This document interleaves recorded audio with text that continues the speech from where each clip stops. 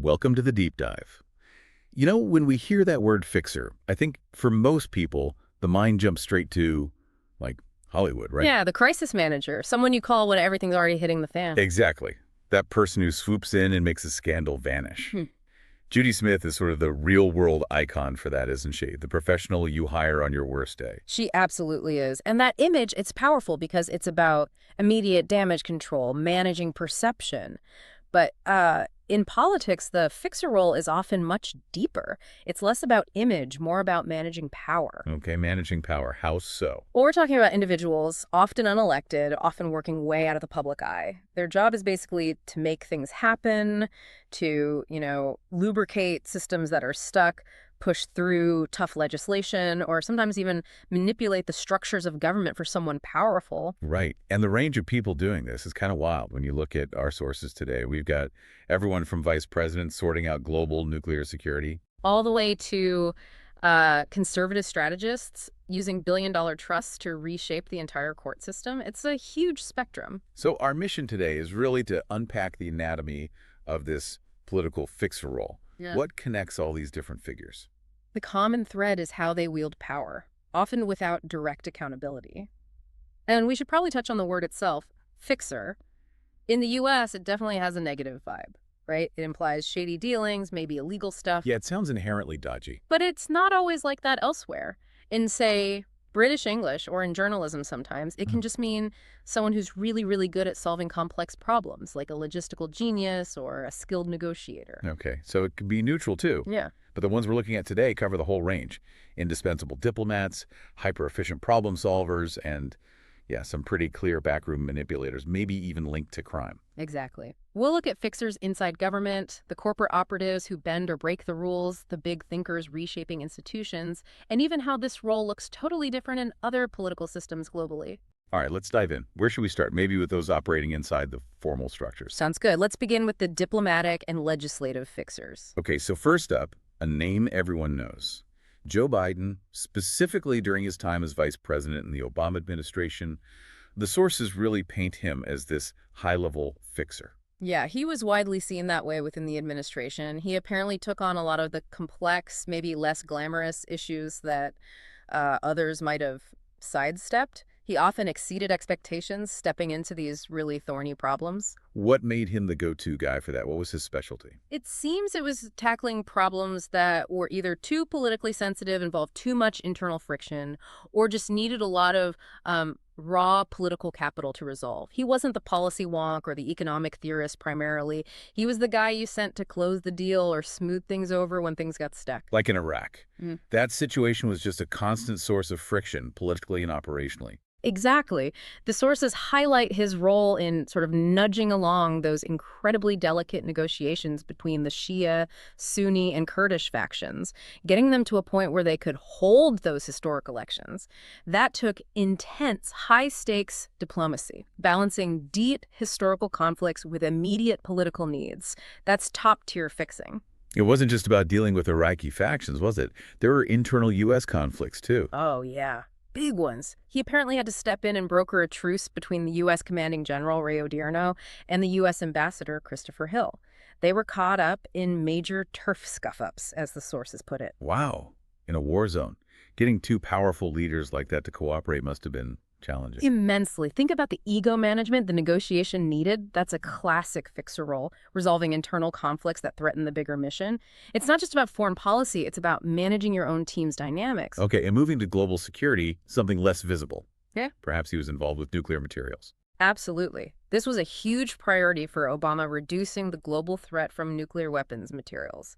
But making it happen involved incredibly painstaking diplomatic groundwork. So Biden was doing the legwork. He was deeply involved in securing agreements with key international players, getting buy-in, ensuring compliance from various nations. All that preparatory work, often behind the scenes, was crucial for the success of the big nuclear security summit Obama later hosted. It was low-profile but high-impact fixing. And domestically. There was an interesting story about the early response to the 2008 financial crisis. Yeah, this is quite telling. Initially, the main economic team, Gaithner and Summers, were laser-focused on stabilizing the banks, Totally understandable, given the crisis. But they apparently sidelined the jobs and infrastructure piece for about the first year. And Biden stepped in there. He and his team did. They saw a longer-term strategic need that the immediate crisis managers were perhaps overlooking. They pushed hard for things like small business financing, hiring incentives, smart grid tech, high-speed rail. Things that sound pretty mainstream now. Right, but crucially, they were advocating for what they called industrial policy. And that term, back then, was apparently considered almost taboo in mainstream economic circles in Washington. Taboo? Why? What did it imply? It implies the government actively intervening to support specific industries, build domestic capacity. That ran counter to the prevailing free market, laissez-faire thinking that had dominated for decades. Geithner and Summers were reportedly skeptical of that kind of targeted intervention. So Biden was pushing against the grain internally. Essentially, yes. He was laying the groundwork for longer-term investment policies that others were hesitant to touch, kind of setting the stage for ideas that would gain more traction years later. Fixing the policy direction, in a sense. Okay, now his role in the Middle East seems particularly complex. Yeah. He was sent on this trip, Israel, West Bank, Jordan. Still, though, George Mitchell was the special envoy for the Israeli-Palestinian issue. Why send the VP if you already have an envoy? This is a classic high-level fixer move. The peace process under Mitchell had basically ground to a halt. Mitchell, despite his success in Northern Ireland, apparently wasn't clicking in the Middle East context. He kept referencing Northern Ireland, but the timelines and dynamics were just totally different. So the situation needed a jolt. Exactly.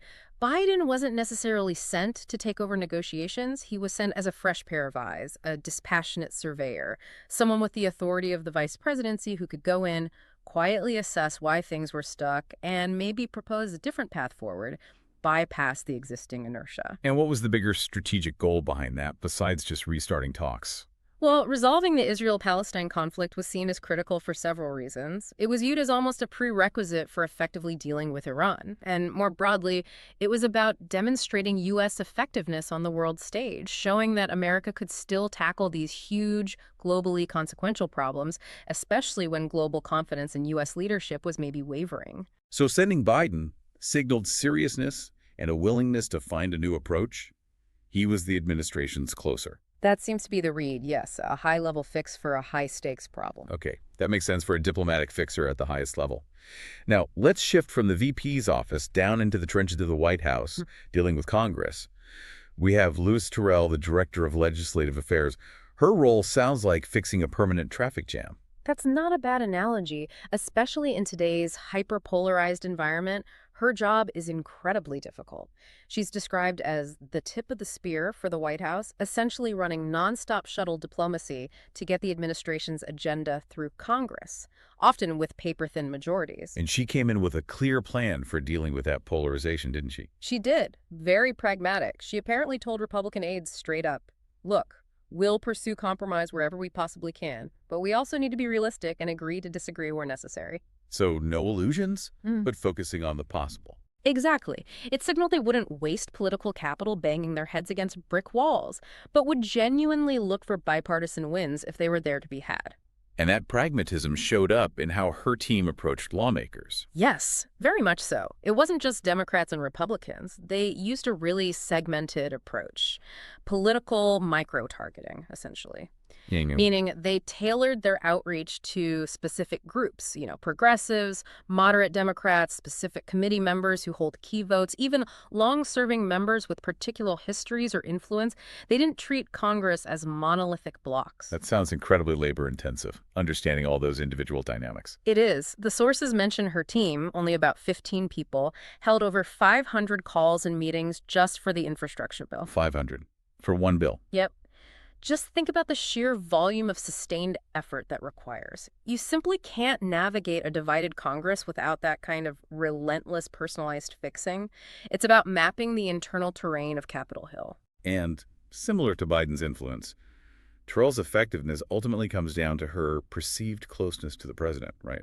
Absolutely critical. Yeah. As one former official put it, lawmakers need to know that when she speaks, that's someone who has a lot of credibility with him. That access is her currency. Because they need to believe she speaks for the president. Exactly. If a senator believes she can walk down the hall and get the president to sign off on a deal point, they'll engage seriously.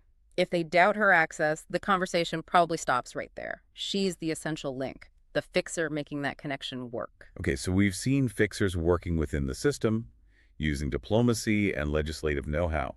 That leads us, I guess, to the other side of the coin. Yeah, the operatives who work outside those formal channels, sometimes way outside. The corporate and political fixers where things often get, well, shady. And when you talk about shady, Michael Cohen's name almost inevitably comes up.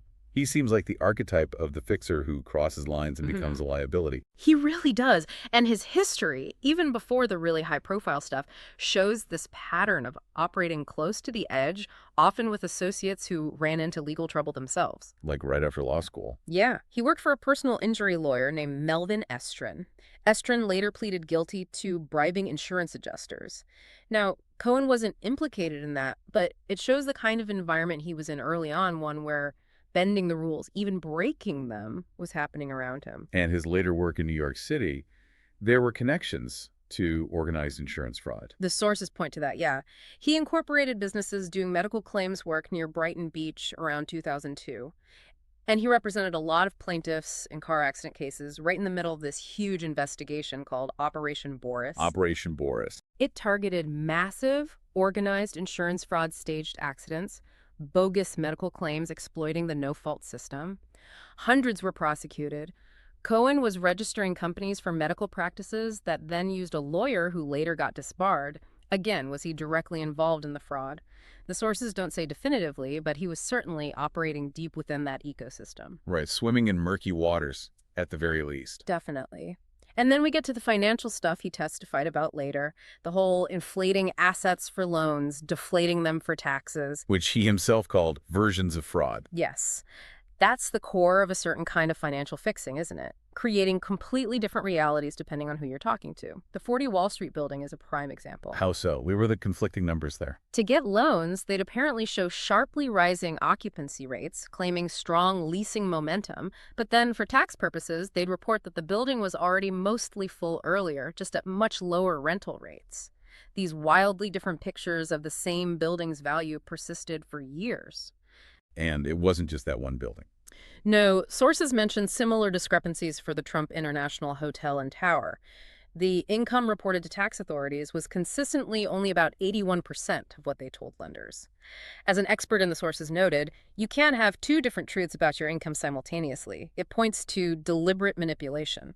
So the fixer's job there is to keep those two sets of books completely separate, to make sure the bank never sees the tax numbers, and vice versa. Precisely. Manage the paperwork, manage the story, ensure the conflicting realities don't collide. It's about successfully deceiving different official bodies at the same time to get financial advantages. And then came the fix that spectacularly backfired. The hush money payment. Right. The $130,000 payment to Stormy Daniels just before the 2016 election, designed to buy her silence. And the alleged cover-up, disguising the repayment as legal fees. Exactly. That false accounting entry, classifying the reimbursement as payment for legal services when it was allegedly for the hush money, became the absolute crux of the prosecution's case against Trump later on. The irony is pretty sick there. The fixer ends up creating the central piece of evidence against his principal. And against himself. He went to prison partly for that payment and the related lies. It's the ultimate fixer failure. The attempt to solve a problem ends up creating a much, much bigger legal catastrophe for everyone involved. And just when you think it can't get weirder, there's the AI incident. Cohen, using AI for legal research. Oh, this is a cautionary tale for the modern age. He was preparing for a lawsuit after prison and used Google Bard, thinking it was just a really powerful search engine. But it wasn't. It was a generative AI. Exactly. And these large language models, as we now know, can hallucinate. They make stuff up. In this case, it generated fake legal case citations, cases that sounded real but didn't actually exist. And he submitted these fake cases. He gave them to his lawyer, who then included them in court filings. The judge obviously realized they were bogus, and it completely undermined their position. It's almost symbolic, isn't it? The fixer trying to take a shortcut with new tech, believing access or speed can replace actual expertise, and it blows up spectacularly. It really highlights the risks of trying to fix things without fully understanding the tools or the rules. Absolutely, especially in high-stakes legal situations. Speaking of fixers entangled with the law, Rudy Giuliani is another fascinating case. the guy who built his reputation using RICO against the mob. Only to end up indicted under similar racketeering laws himself decades later. The irony is inescapable. But there's an earlier story from 2001 when he tried to pivot into a different kind of fixing role, right? In the tech world. Yeah, this is a great little anecdote. Right after leaving office as mayor, riding high on his 9/11 reputation, he met with Elon Musk and the venture capitalist Michael Moritz. What was the pitch? Musk and Moritz were exploring if Giuliani could use his political clout, his fixing abilities, to help PayPal navigate the regulations to become a bank. And how did that meeting go? Apparently, terribly. Musk said he backed off immediately because Giuliani's office felt like a mob scene. Moritz described him being surrounded by these goonish confidants. Not exactly the buttoned-up corporate fixer vibe. Not at all. And then came the ask.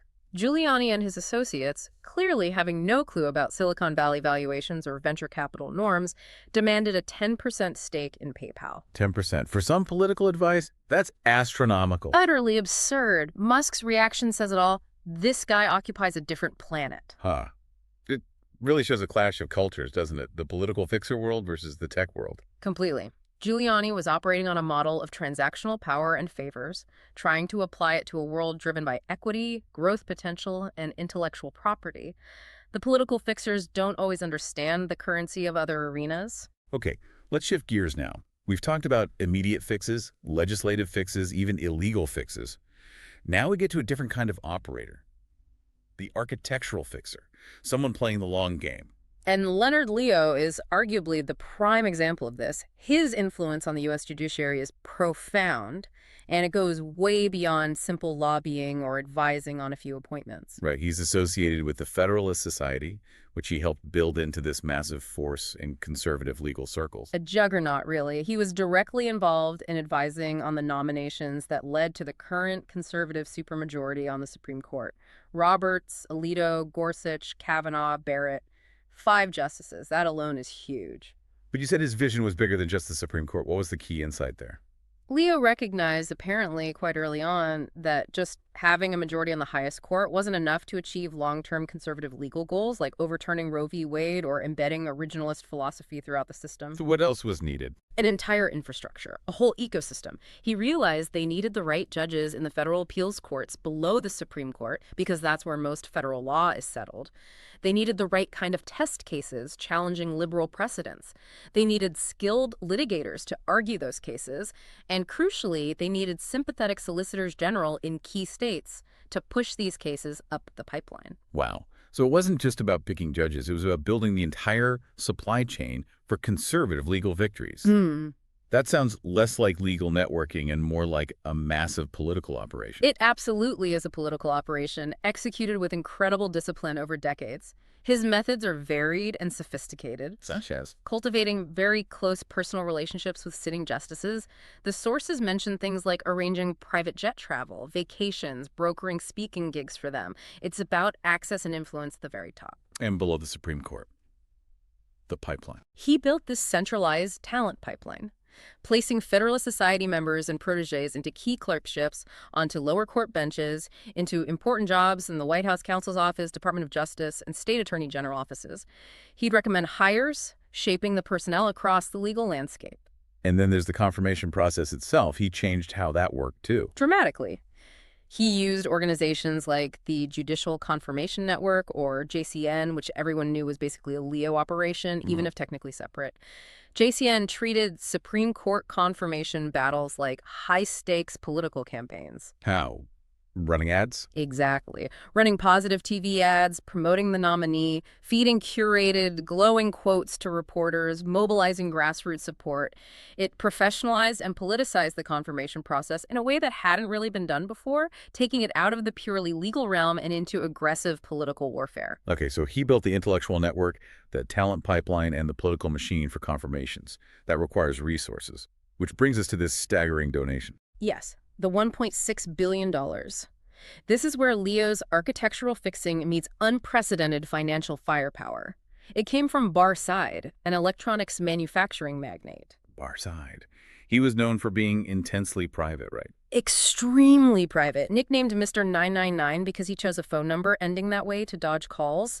Hated public attention, especially from regulators or the press. But he was incredibly wealthy from his company, Triplite. By 2018, it was reportedly generating over $150 million a year for him. And he decided to give basically his entire company fortune to Leo's operation. How did that work technically? It sounds like a complex financial fix itself. It was a brilliant piece of tax and legal maneuvering. In 2021, Side gifted 100% of the shares of Triplite, the whole company, to a newly created nonprofit controlled by Leonard Leo called the Marble Freedom Trust. And Marble Freedom Trust is a 501c4. Correct, a social welfare organization. Right. Crucially, C4s can engage in significant political activity but do not have to disclose their donors, so Side's identity remained hidden initially. Okay, so he gives the shares to the nonprofit. Yeah. Then what? Then, shortly after the shares were transferred to the trust, Triplite was sold to a big industrial company for $1.6 billion. Ah, I see. By gifting the shares before the sale. Said himself avoided paying potentially hundreds of millions of dollars in capital gains taxes on the sale proceeds. The sale happened inside the tax-exempt 501c, meaning the Marble Freedom Trust received the full $1.6 billion tax-free. Wow. Okay, $1.6 billion. Just how much political firepower does that buy? Put that number in context for us. It's almost hard to grasp. If the trust follows a standard foundation payout rate, say 5% a year, that's around $136 million annually, every year, without even touching the principal. $136 million a year compared to what? Well, consider the Heritage Foundation, one of the biggest, most influential conservative think tanks. They and their affiliates spent about $86 million in 2021. So this one donation allows Leo's network to potentially spend enough money to fund like 2 heritage foundations plus another big organization year after year forever. It's generational money for political influence. So what's the stated goal of this massive war chest? What's Leo supposed to do with it? The sources are pretty blunt. The goal is described as fundamentally reshaping American culture and law away from liberalism. It's intended to fund efforts, litigation, lobbying, political campaigns that challenge things like gay rights, environmental regulations, labor unions, voting rights protections. It sounds like a targeted effort to roll back decades of social and legal changes. One source described it as effective altruism in reverse, using vast wealth not to solve societal problems, but to reinforce a specific conservative, oligarchical vision of society. And why Leo? Was it just because of his focus on abortion, which Side also opposed? That was likely part of it, but the connection was deeper, according to insiders. It was Leo's demonstrated mastery over the entire judicial system. Side apparently believed that securing a solidly originalist Supreme Court in the mold of Scalia or Thomas was the key. Because the court touches everything. Exactly. An originalist court, from that perspective, could reshape everything: environmental law, corporate regulation, individual rights, election law. Leo's proven ability to influence the courts from top to bottom was apparently what convinced Side to entrust him with this unprecedented sum. He became the ultimate architectural fixer, funded to rebuild the legal landscape. Okay, that's a chilling level of influence. Let's step back from the U.S. for a moment and look globally. We should probably acknowledge the more legitimate face of fixing first the professional crisis manager, like Judy Smith. Right. She serves as a really important contrast to the covert operators. Smith comes with serious credentials: law school, U.S. Attorney's Office experience, senior role in the George H.W. Bush White House. That gives her deep institutional understanding. And her client list is basically a who's who of public figures and major corporations in trouble. Monica Lewinsky, Michael Vick, Amazon, Facebook. Her focus is explicitly on image and reputation management. And her core philosophy, from what the sources say, emphasizes gaining confidence through deeply understanding the people involved and then taking persistent, decisive action. So proactive and public-facing. Yes. She stresses taking control, moving fast with facts. She represents the necessary, functional, and, importantly, public side of fixing acute problems. Okay. But the role changes dramatically when we look at different political systems, doesn't it? Like in patronage democracies, such as India. Completely different function. In places like India, the fixer isn't usually managing a high-profile scandal. They're facilitating everyday interactions between ordinary citizens and the state. Why is that necessary? Because you often have what scholars call a weak, strong state. The state is everywhere, controlling permits, services, jobs, college admissions. But it's also incredibly bureaucratic, maybe corrupt, and just plain inaccessible for the average person. The fixer becomes the essential intermediary. So they don't make problems disappear, they make the government appear and actually deliver something. Exactly. They help citizens navigate the maze, and there are generally two main types operating at the local level. Okay, what are they? You have the official party workers. These are people openly affiliated with a political party. They do organizational work, mobilize voters, and in return, they get preferential access to politicians and state resources, which they can then distribute to constituents. And the second type? These are often called social workers or stanik neta, local neighborhood leaders. Their power doesn't come from the party necessarily, but from their deep local knowledge and community ties. This source gives Jagdish Pai as an example. What makes someone like him effective? His power comes from detailed practical knowledge, like knowing the ins and outs of the Indian Penal Code. The example given is the difference between Article 151 and Article 107. What's the difference, practically speaking? Article 151 lets the police make a preventative arrest. They can lock someone up if they think they might cause trouble. It's a powerful tool for control. Article 107 is much less severe, used for minor breach of peace issues. So knowing that difference, Allows Jagdish Pai to pressure the police or local officials to use the lesser charge, Article 107. That keeps his client out of immediate jail, eases their worries. It's that kind of practical problem solving, plus helping get tangible things done, a streetlight fixed, a hospital bed secured, help with college admission that builds his local authority. which means, for voters in that system, ideology might matter less than results. Absolutely. Voter choice becomes incredibly pragmatic. Who can actually get things done? Who has the connections? This pragmatism, the sources argue, is partly how Hindu nationalist groups like the BJP gained ground among lower castes, like the Dalits. How so? As the old patronage networks linked to the Congress Party weakened, the BJP and related groups offered new fixers, new channels to access state resources.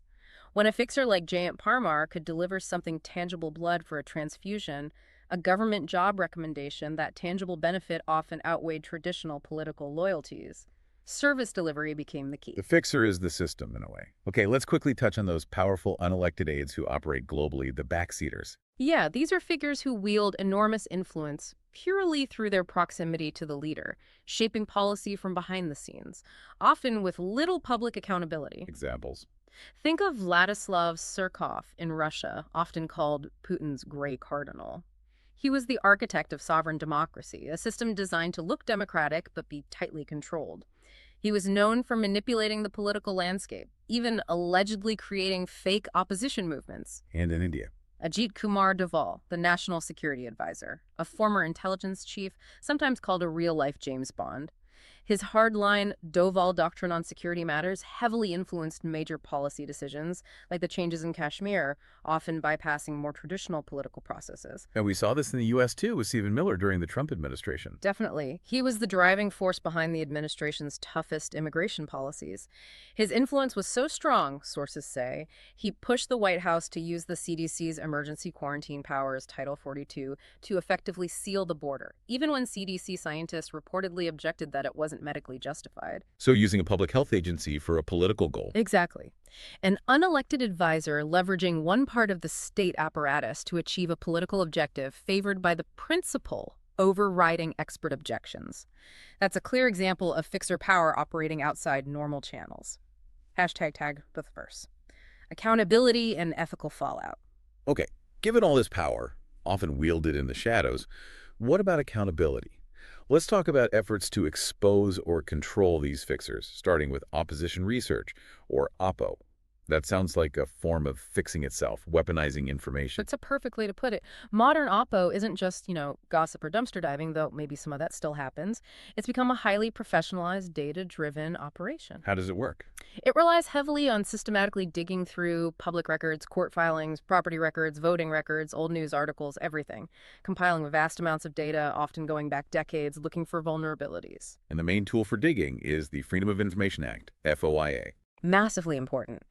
Big Oppo outfits have teams dedicated just to filing FOIA requests constantly. It's like a continuous legal dragnet trying to pull compromising information out of government files on opponents. And once they find something, how is it used? Tactically. Sometimes they'll leak it anonymously to journalists. The journalists verify it, publish it, and the campaign gets earned media, damaging news coverage they didn't have to pay for, and it has the credibility of the news outlet. Or they bypass the media. Yeah, especially now with social media. They might just blast damaging video clips or documents directly to voters. The example given is American Bridge pushing the Todd Aiken legitimate rape comment. One clip, widely circulated, effectively ended his Senate campaign. The fixer's job here is to find the damaging info and deploy it for maximum political impact. Okay, but Oppo is one thing. What about more direct forms of influence that raise serious ethical, maybe even legal, red flags? The sources detail money flowing to witnesses in criminal cases. Yeah, this is where it gets really troubling. ProPublica found multiple instances where political committees or related businesses provided significant financial benefits, pay raises, jobs for relatives, lucrative contracts to individuals who were key witnesses in investigations involving the principal. And the timing seems crucial here. It is. The core legal question is intent. Were these benefits given specifically to influence testimony, to ensure loyalty or silence? If so, that could constitute obstruction of justice or witness tampering. The pattern of payments, often coinciding with periods of grand jury testimony or other legal pressure, is highly suggestive. Let's look at the specifics because they are quite stark. Susie Wiles, a campaign official and grand jury witness. She received a 20% pay bump, taking her salary up significantly. Her consulting firm got its biggest payment ever around that time. And maybe most strikingly, her daughter landed a job as the fourth highest paid staffer on the campaign, making over $220,000, despite reportedly having failed a White House background check previously. That's a cluster of benefits going to one witness's A favor. very significant cluster, yes. Then there's Dan Scavino, a longtime aide, witness in the January 6th probe. The benefits he received seem astronomical. They really are. A $240,000 a year consulting deal from Trump's media company, a seat on the board of that company, a $600,000 retention bonus, and a promissory note for $4 million worth of stock in the company. $4 million. Yes. Again, while he didn't comment on the timing, these benefits appeared after the legal inquiries involving him began. It certainly looks like a massive financial incentive, potentially tied to his role as a witness close to the center of events. It raises questions about what that money was truly for. And this pattern extends even to lawyers involved in these cases. Jennifer Little, an attorney involved with the classified documents case. Her compensation spiked dramatically right after she was compelled to testify before a grand jury. She got a lump sum payment of $218,000 shortly after that testimony. And in the year after becoming a witness, her earnings from the political committee more than doubled compared to her previous rate, reaching over $1.3 million. She attributed it to increased workload.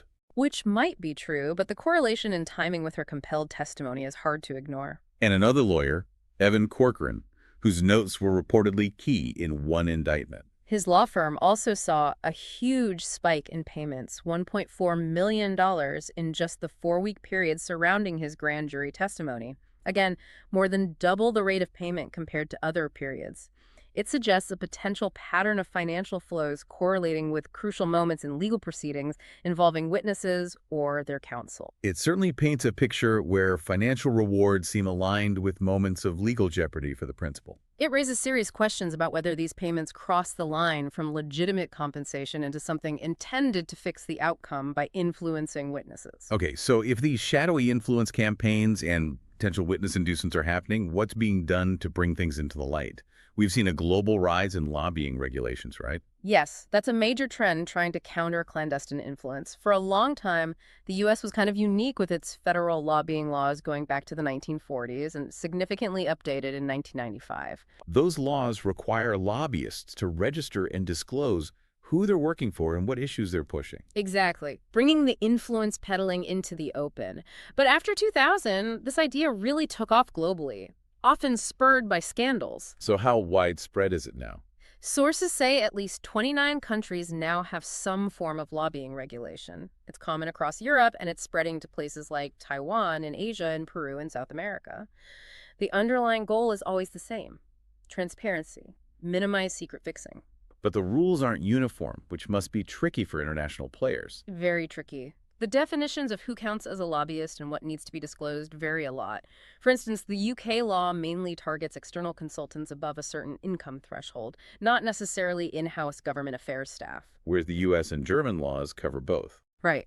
The U.S. Lobbying Disclosure Act and the German Lobby Register Act are broader in capturing both consultant lobbyists and those working directly for corporations or associations.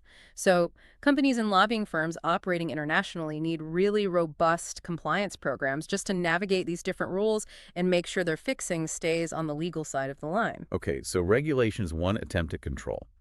Let's bring this back to the politicians themselves, the principles these fixers often serve. What are the core ethical standards in campaigning that fixers might be hired to help candidates bend or break? Well, the sources lay out about 5 key pillars of ethical campaigning. The fixer's role often involves navigating the gap between these ideals and the often brutal reality of winning elections. What's the first pillar? Honesty. Being truthful about your record, your opponent's record. Not using deceptive tactics like push polling, those fake surveys designed to spread negative information. Fixers might manage the groups that run those misleading ads. Okay, honesty. What's next? Fairness. This is about the relevance of attacks. Are they focused on legitimate issues or just smears? It also involves timing, avoiding those last-minute October surprises designed to prevent the opponent from responding, and not unfairly dominating media time. Fixers are often masters of orchestrating the timing and content of attacks for maximum unfair advantage. Then there's transparency. Crucial. Disclosing finances, tax returns, donors, promises made to interest groups. This is where the dark money operations, like the multi-billion-dollar one funding Leo, are a direct assault. They exist precisely to avoid disclosing donors, keeping the sources of influence hidden. The fixer manages this opacity. And avoiding disclosure helps maintain independence, right? That's another pillar. Exactly, they're linked. Independence means not being beholden to special interests, not making secret deals or signing pledges in exchange for campaign cash, avoiding quid pro quo. Dark money allows politicians to take vast sums without the public knowing who might be pulling the strings later. The fixer facilitates this hidden influence network. And the final pillar. Substance. Ethical campaigning should involve developing real policy positions, engaging in serious debate about issues. Fixers often help campaigns bypass this by focusing resources almost entirely on negative attacks, tearing down the opponent rather than building a case based on policy substance. The goal shifts from informing voters to simply winning, often at the expense of substantive discourse. #Tag7 outro. So we've covered a lot of ground today, a really broad spectrum of what it means to be a fixer. We really have. From Joe Biden working within the system on tough diplomatic knots in Iraq or pushing controversial ideas like industrial policy. To Louisa Terrell grinding it out in the legislative trenches, using that segmented outreach to navigate a gridlocked Congress. Those are the more, let's say, functional fixers. Right. Then we dove into the darker side. Michael Cohen, whose career seemed intertwined with questionable dealings, culminating in that hush money fix that backfired, and even relying on hallucinating AI. And Rudy Giuliani, the former prosecutor, making that bizarre pitch for 10% of PayPal while surrounded by goons. A total misread of the room. And then, perhaps the most impactful in the long run, the architectural fixer, Leonard Leo. Methodically reshaping the judiciary over decades, now supercharged with that $1.6 billion dark money fund from Barr's side. That's fixing on a generational scale. It really is. Operating almost entirely outside the formal structures of government to achieve a specific ideological vision through the courts. So after exploring all this, what's the final takeaway for you listening to this deep dive?